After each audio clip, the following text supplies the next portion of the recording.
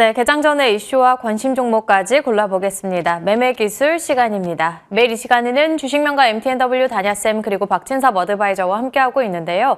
먼저 시장의 한마디 열어보겠습니다. 오늘 다냐쌤은 지수 변동성, 조정 시 매수라고 말씀해 주셨고요. 박진섭 어드바이저는 AI 열풍 속 외국인 기관의 매수세까지 주목할 만한 황금 종목 찾아보자 언급해 주셨습니다. 그럼 먼저 다냐쌤 화상 연결해 보겠습니다. 선생님 안녕하십니까? 네, 안녕하십니까? 네. 간밤에 미증시의 경우에는 인플레이션 그리고 각종 지표 발표를 앞두고 혼조 보합권으로 거래를 마쳤는데 우리 시장 어떻게 대응하는 게 좋을까요? 우리 시장 크게 나쁠 것 같진 않아요. 어제 제가 우리 시정 앵커님께 버럭했다고 해서 그 야단 선생님이라고 또 다시 등극했는데 시정 앵커님 그 부분 제가 정중하게 사과드리겠습니다. 앞으로 조심하겠습니다. 오늘은 이제 11월 마지막 날이에요. 그리고 모건 스탠리 캐피탈 인덱스 지수 변경, 종목 변경이 있고 기관과 외국인들의 포트폴리오 재조정, 자, 이 부분이 있기 때문에 오늘은 변동성이 좀 커질 수도 있는 그런 하루가 될 수 있거든요. 자, 어제 상황에서도 여러분들 많이 보셨을 거예요. 장 마감 무렵부터 로봇 섹터들에 대해서 매도가 급증하는 그런 모습을 보여줬고, 그 다음에 바이오 섹터들에도 차익 매물이 급증하는 그런 모습들을 보여줬거든요. 어느 정도 포트폴리오 리밸런싱이 시작되었다고 생각하지만, 자, 이 여파가 오늘은 클 수도 있다라는 거예요. 하지만 여기서 주가가 하락한다고 해서 이제 겁내는 게 아니라 우리는 매수 쪽으로 봤으면 좋겠다 이런 말씀드리고 싶습니다. 자, 오늘 미국 시장을 보면 혼조 양상을 보였어요. 가장 큰 부분이 S&P 글로벌에서 12월 달에 25bp포인트를 인상할 것이다. 자, 이런 소식을 해서 나스닥은 이제 하락하는 그런 모습을 보여줬고요. 또 여기에다가 연준에서 10월과 11월은 성장이 둔화됐다라는 것 때문에 기술주들 중심으로 매도가 나오는 그런 모습이었지만 CME에서는 내년 5월달 금리 인하에 대한 확률이 80%를 돌파했다. 그렇다면 연준이 내년에는 이제 금리를 인하할 것이다. 이런 요인들 때문에 이제 다우 쪽은 강세를 보였어요. 여기다가 3분기 GDP 잠정 실적이 예상보다 높게 나오면서 시장 분위기는 다우 쪽으로는 긍정적으로 나오는 그런 모습이었거든요. 나스닥은 하락했지만 업종으로 본다면 상승 업종들이 되게 많았기 때문에 시장 분위기는 그렇게 나쁘지 않은 그런 모습이었어요. GM이 9.7% 상승하면서 자동차 섹터들이 강세 보였다라는 것이고, 그리고 그동안 낙폭이 컸던 연료 전지들이 강세를 보여주고 있고, 우주와 반도체 그리고 제약바이오, 헬스케어, 통신 이런 쪽들이 이제 강세를 보였다라는 것이기 때문에 우리 시장에도 똑같이 영향을 미칠 수 있고, 반대로 카지노와 식음료 섹터들의 낙폭이 크게 나오는 그런 모습을 보여줬고요. ETF에서는 이제 클라우드 쪽들이 이제 강세를 보였어요. 어제도 우리 시장에서도 클라우드 관련들이 강세를 보였는데 오늘까지 이어질지 한번 봤으면 좋겠고, 그 다음에 보안 섹터들이 모처럼 만에 강한 모습을 보여줬고, 재생에너지와 반도체, 인공지능 섹터들이 강세를 보였다라는 거예요. 반면에 가치주는 지속적으로 같이 죽어가는 분위기고요. 그 다음에 자율주행과 로봇 섹터들이 좀 낙폭이 크게 나왔습니다. 그래서 어제 이런 것들이 국내 시장에 로봇주들의 차익실은 나오는 게 요인이 아닐까 이렇게 생각되고 있고요. 자, 일본은 이제 장기 금리가 하락하고 있고 미국의 금리 인하 기대감 때문에 반발 매수가 유입되는 그런 모습을 보였어요. 하지만 엔화가 강세를 보여주고 있고 중국 경기 둔화에 대한 그런 소식들이 나오면서 사익 매물이 나왔고, 그래서 약세로 마감하는 그런 모습이지만 양봉을 만들었다는 것은 대기 매수는 있는 그런 모습을 볼 수 있고요. 중국 같은 경우는 이제 정부의 경기 부양이 지속되고 있지만 30일에 발표될 11월 PMI 경계감이 굉장히 시장에 반영되는 모습이에요. 여기에다가 4분기 서비스업 수요가 둔화될 것이고, 그 다음에 220억 위안의 유동성을 회수하는 조치로 인해서 하락 마감하는 그러한 모습을 보였습니다. 자, 국내 요인을 보면 이제 외국인들이 어제 순매수를 보이면서 이 배터리 관련 섹터들이 강세를 보였어요. 그리고 교육 조건이 5개월째 개선되고 있다라는 것, 이런 긍정적인 요인들, 그 다음에 기초법 3년 연장, 이런 부분들이 이제 긍정적으로 보였지만 기관들이 매도를 보이면서 로봇과 바이오들이 순식간에 이제 급락하는 그러한 모습을 보여줬고요. 또 증권사에서 산타랠리가 이제 또 희박하다, 이런 보고서가 나왔어요. 그리고 도이체방크에서 인플레이션인 전망 상향으로 하면서 매파 기조가 유지되고 있다라는 것, 이런 부분들이 결국에는 하락 요인이 컸고, 그 다음에 중소기업의 12월 경기 전망 지수가 3개월째 하락하고 있다라는 요인들 때문에 장 막판에 크게 변동성이 나왔던 그런 하루였습니다. 자, 그러면서 어제 같은 경우도 외국인들은 매수에 나섰어요.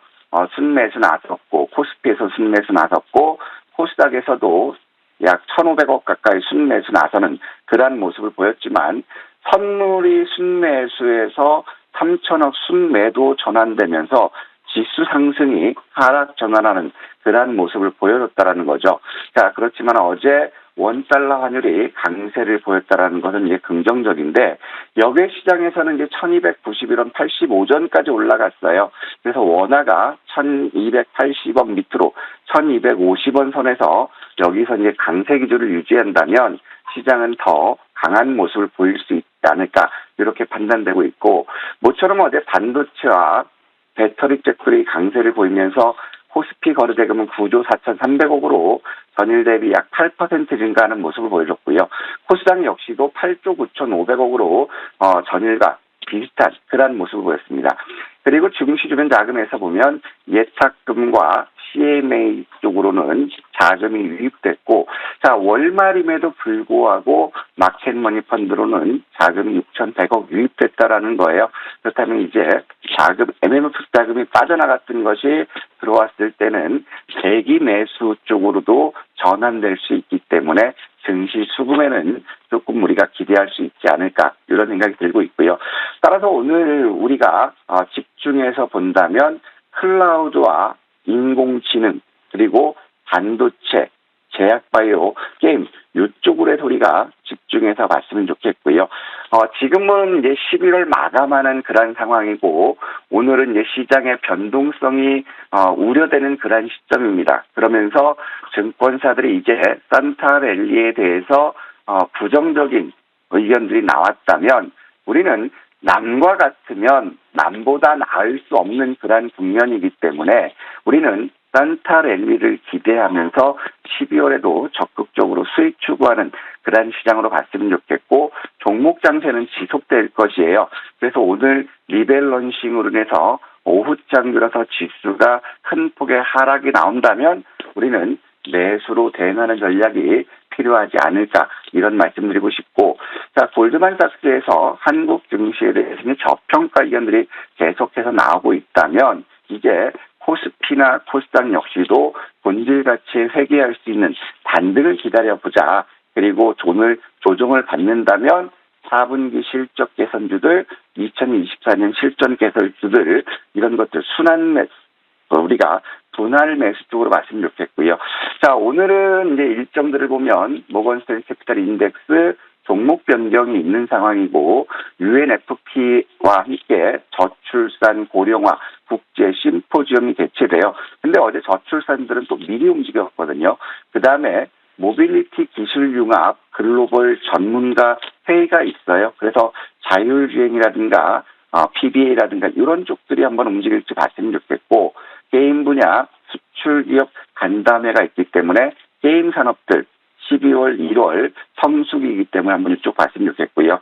그 다음에 미국이 핵융합 발전 상용화에 대한 국제 전략 발표가 예정되어 있거든요. 그러면 핵융합 관련주들 움직일지 잘 보자, 이런 말씀드리고 싶습니다.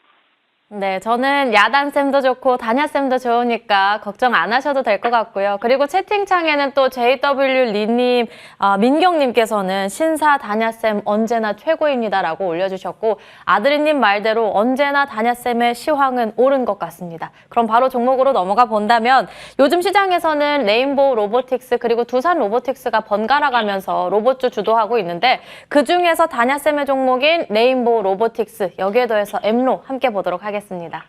자, 레인보 어제도 오후장 2시, 1시 30분 이후로 로봇주들의 차익 매물이 급증하는 모습이었거든요. 우리가 일단 20만 원을 목표가로 봤는데 애석하게도 어제 19만 9천 원까지 갔다 왔어요.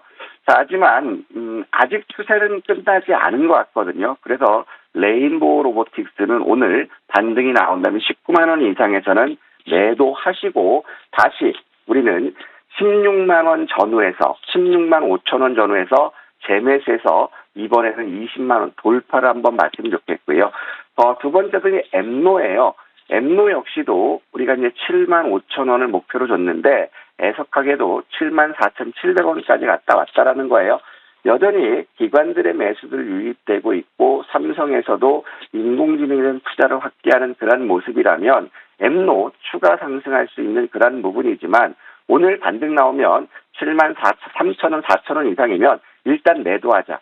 왜냐하면 리밸런싱으로 해서 지수 변동성이 있을 수 있기 때문에 매도하고 엠노 역시도 6만 5천 원 전후에서 다시 매수하면 이번에는 7만 5천 원을 돌파한 8만 원까지 한번 기대해보자. 이런 말씀 드리고 싶습니다. 이제는 8만 원까지 올려다 보도록 하겠고요. 오늘의 관심 쪽은 어떤 쪽일까요? 자, 이제 또 오늘 삼성이에요. 10년 뒤 반도체 시장을 주도 15년 만에 조직을 부활시켰다. 그러면 이 부분이 뭐냐면 요새 인공지능 반도체라든가 시스템 온 반도체라든가 이런 쪽이 될 수 있는데 결국에 핀핏이라든가 게이트 올 어라운드 관련 GAA 쪽에 대한 투자를 확대하겠다라는 거예요. 그러면 게이트 올 어라운드 관련주인 AD 테크놀로지라든가 넥스칩이라든가 오픈 엣지 테크놀로지 이런 쪽을 봤으면 좋겠는데 어제 선조정을 받았던 오픈 엣지 테크놀로지 한번 봤으면 좋겠어요.